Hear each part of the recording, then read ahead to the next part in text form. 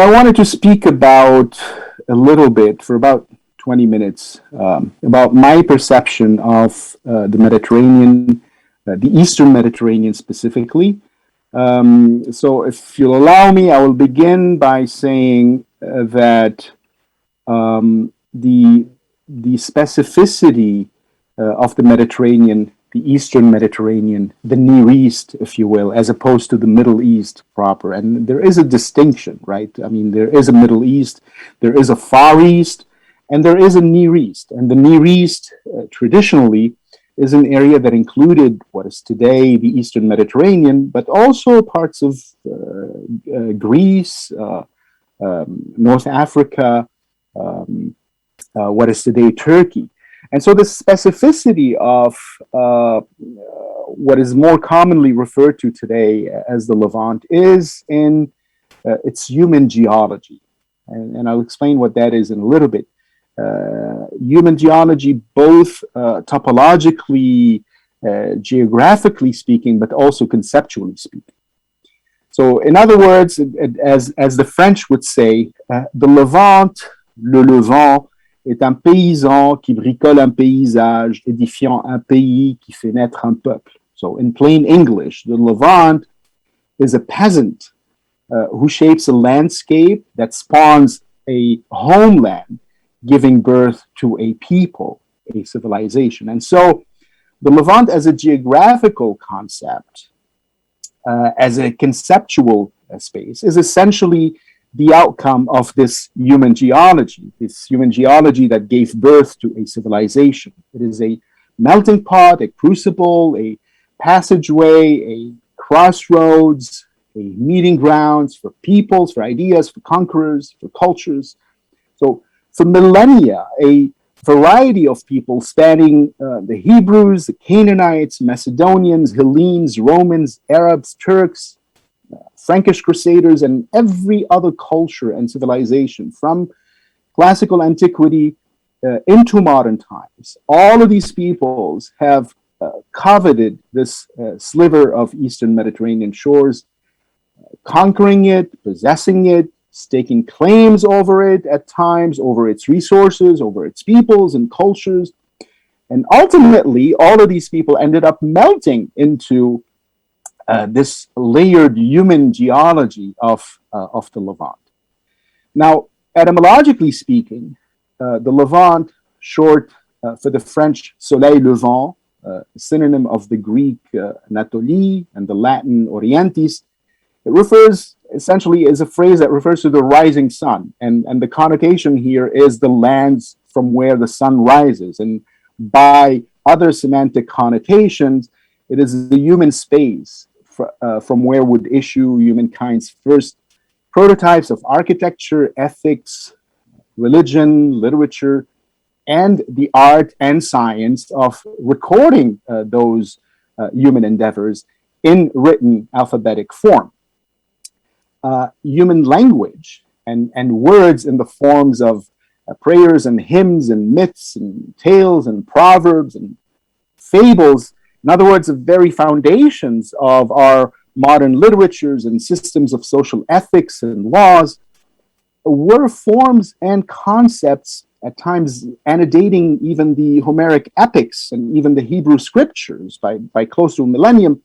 All of those were arguably issuing from the Levant and within Levantine societies before emerging in any other place on earth. The Brill Encyclopedia of Arabic Language and Linguistics defines this region as follows, and I quote, "It is a region that had hosted many cultures, including Assyrians, Phoenicians, ancient Egyptians, Persians, Greeks, and Romans.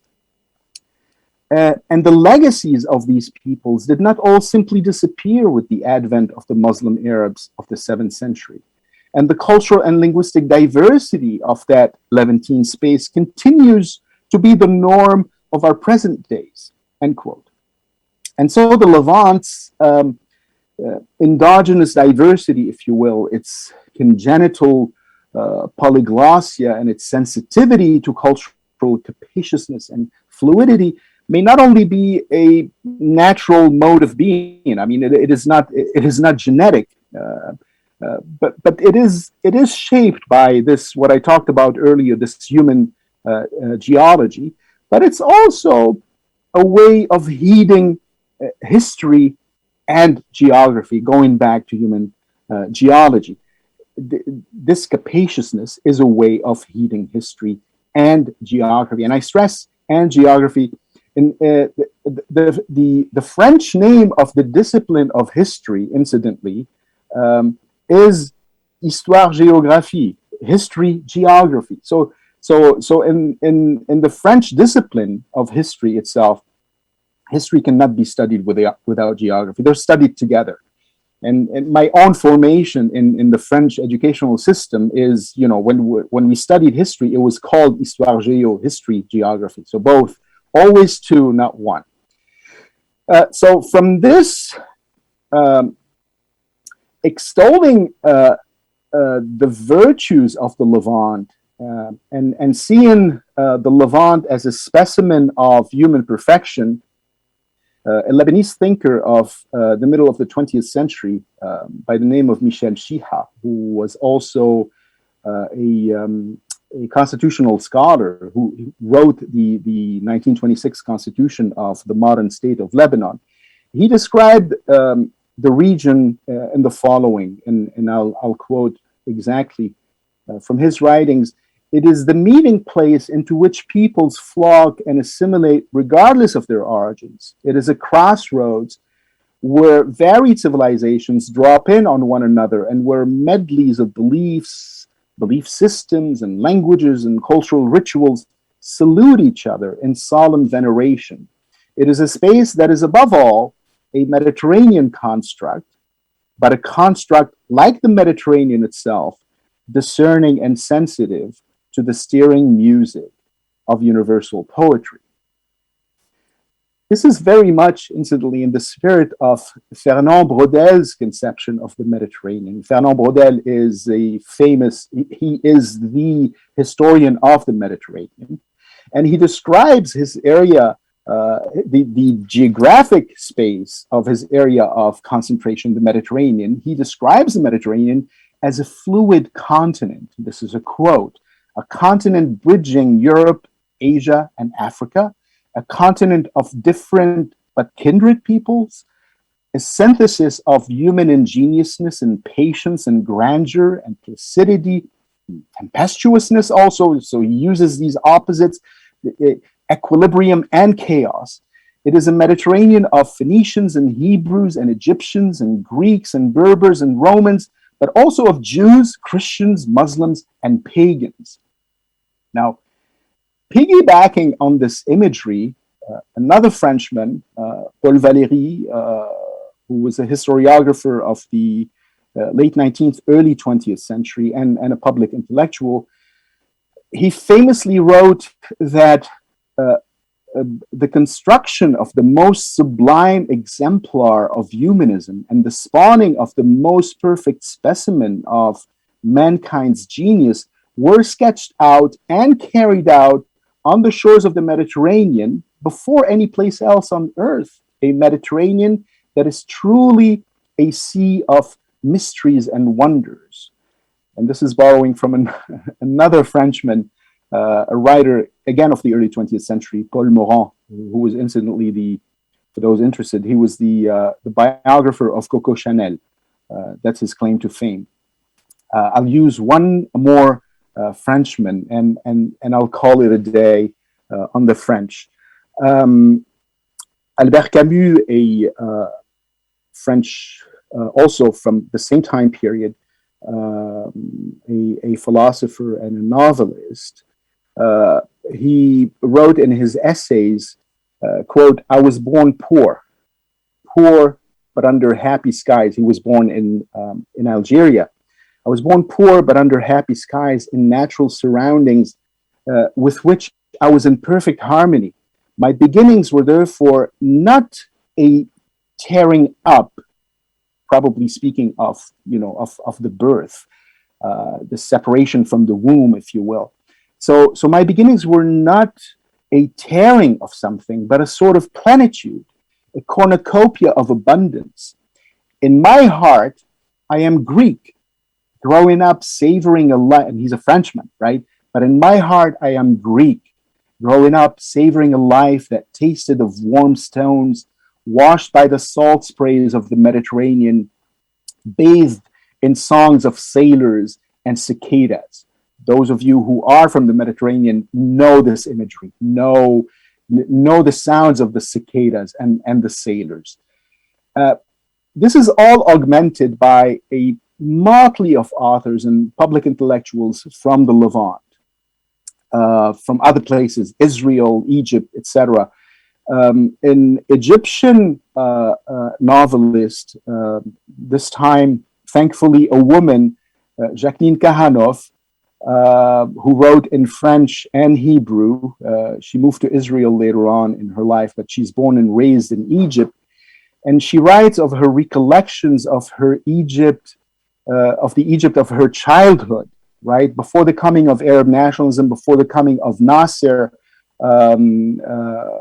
who is a much lionized figure in modern Arab nationalist historiography, but who is a man who also liquidated the age of cosmopolitanism in Egypt.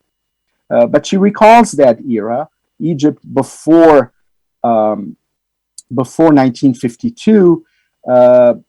She writes, quote, in Egypt, Jews, Muslims, Christians, Greeks, Italians, Syrians, Arabs, and note the distinction here. I mean, she's speaking the language of her times, right? Italians, Syrians, Arabs, and there is a distinction. Although today they're used interchangeably, Syrians and Arabs, there was a distinction in the 1950s. Those were not the same people. A Syrian was a Syrian, and an Arab was an Arab. So in that Egypt of her childhood, all of these peoples and others lived together for centuries. If not always in peace and harmony, then at least side by side in recognition of their distinctive multi-ethnic heterogeneity. I believe that it was natural for us, this is still her speaking, natural for us to understand each other, she wrote, even though we spoke different languages. So this tells you about the sort of interpenetration of cultural rituals and linguistic rituals and so forth. People spoke their own languages, that would be mutually unintelligible, but in this case, they understood each other's languages. If I may, use a personal anecdote, my maternal grandfather, who was a functional illiterate, he never went to school. He was born in, I think he was born in Izmir, or somewhere in what became Turkey, which was part of Greece. But the languages that he spoke included Greek, Turkish, Armenian, French, and his dialect of Syrian Lebanese. And this person was illiterate, but this was his sort of linguistic repertoire, because the area in which he was born and grew up had these sort of conflations of identities and linguistic identities. I'll use one more quote, a couple more quotes to illustrate this, the diversity of the Mediterranean and the interpenetration of cultures in it. And this time by another Egyptian, a playwright, a more modern playwright than Kahanoff, writing about 100 years after Kahanoff. In 2005, 2006, he wrote, and I quote, one day, and this is about his native Egypt, one day, thousands of years ago, the Mediterranean Sea was just a lake crossed by Egyptian ships loaded with thoughts and art, going toward Greece, carrying the products of minds and souls, returning from Greece loaded with more products of minds and souls. Egyptians cannot be expected to privilege their recent Arab ancestors and disown their Greek and Pharaonic distant original forefathers, end quote. Yet there remains stigmas attached to being a Levantine.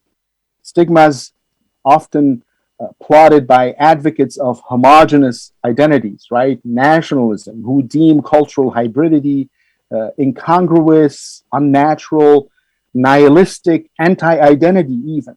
And chief among those antagonists of Levantine identities was the eminent British Lebanese historian Albert Hourani, who was arguably himself a perfect specimen of that very Levantine cultural amalgam that he wished to suppress. And so he writes thusly about the Levantines. He writes, quote, being a Levantine is to live in two worlds or more at once. It's to live in two worlds or more at once without belonging to either. So first he's making a compliment and then he's making an accusation. Being a Levantine is to live in two worlds or more at once without belonging to either. It is to be able to go through all the external forms which indicate the possession of a certain nationality, religion, or culture without actually possessing any. It is no longer to have one standard of values of one's own. It is to not be able to create, but only to imitate, and so not even to imitate correctly, since that also requires a certain level of originality. Being a Levantine, he concluded, is to belong to no community and to possess nothing of one's own. Being a Levantine reveals itself in lostness, pretentiousness, cynicism, and despair.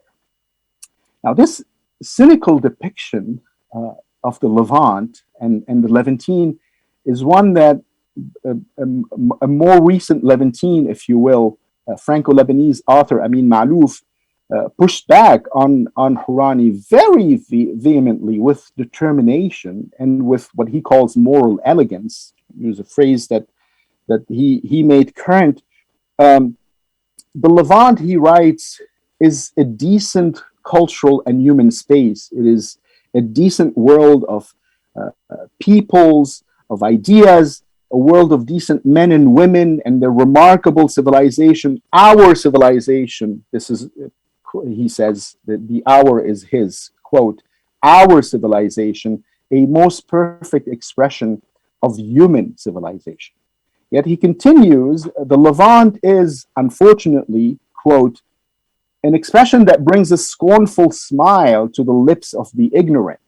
Perhaps talking about Hourani, I don't know. An expression that brings a scornful smile to the lips of the ignorant and makes the partisans of triumphalist barbarity cringe, those children of arrogant tribes who make battle in the name of the one and only God and who know no worse enemy than our subtle, fluid identities, end quote.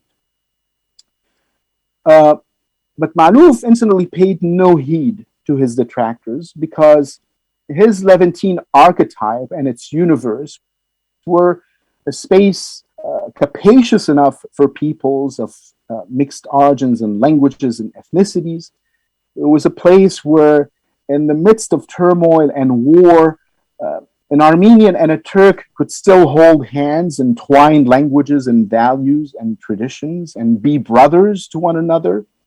In his telling, the Levant is an area and a dialogue and a quest. This is borrowing from Philip Manzel, the historian of the Levant. It's a very thick, impressive tome called The Levant by Philip Manzel, where he calls the region as an area, a physical space, but also a dialogue and a quest, where, in Maalouf's words, an Arab and Jew can still be blessed with the moral elegance to look askance at prevalent orthodoxies, to question stereotypes, to challenge simplistic assumptions, and blast them all out. Finally, in the Levantine writer's universe, the Levant is a home of humanism, a world inhabited by courteous, generous men and women, always impeccably groomed, always sharply dressed, always meeting others with reverence, always greeting women and men with ceremony and decency, always looking with distrust and disgust at all that is discrimination based on differences of race, language, creed, and opinion, and always, always, always taking stock of the world with the passion, the wonderment, and the hunger of those on unending quests for knowledge and learning and intercultural understanding. I will conclude, if you will allow me one more quote. I will conclude with a quote from Amin Malouf's the introduction to his novel Leo Africanus. Leo Africanus was a 15th, 16th century traveler and historiographer who wrote the history of Africa. He was a man of varied origins. He was a Berber, he was an Arab, he was a European, he was a Muslim, he was a Christian. His birth name is Hassan, so obviously a Muslim name, but he was also baptized by Pope Leo X, hence his own baptism name. His name is Leo Africanus, Leon the African. So that's how he introduces himself in Malouf's historical novel, giving, in a sense, his carte de visite, if you will, his business card. So that's how he defines himself. He gives us his bio. He says, Hassan, the son of Muhammad, the scale master. So a Muslim name. And then he goes on to say, Jean Léon de Médicis, John Leo the Medicis, circumcised at the hands of a barber. So he established that, he's raised, socialized as a Muslim, circumcised at the hands of a barber, but baptized at the hands of a pope, Pope Leo X, who gave him his name, right? So Hassan, etc., blah, blah, blah, circumcised at the hands of a barber and baptized at the hands of a pope. I am now called the African. But I'm not from Africa, nor from Europe, nor from Arabia. I am also called the Granadan, the Fezi, the Zayati, but I come from no country, from no city, from no tribe. I am the son of the road, a wayfarer. My homeland is the caravan, my life the most spectacular of pathways, the most riveting of travels. My wrists have rubbed in turn against the caresses of silk, the chafing of wool, the gold of princes, and the chains of slaves. My fingers have parted 1,000 veils, my lips have made 1,000 virgins blush, and my eyes have seen cities die and empires collapse. From my mouth, get this, from my mouth you will hear Arabic, Turkish, Castilian, Berber, Hebrew, Greek, Latin, and Italian vulgates, because all tongues and all prayers belong to me, but I belong to none.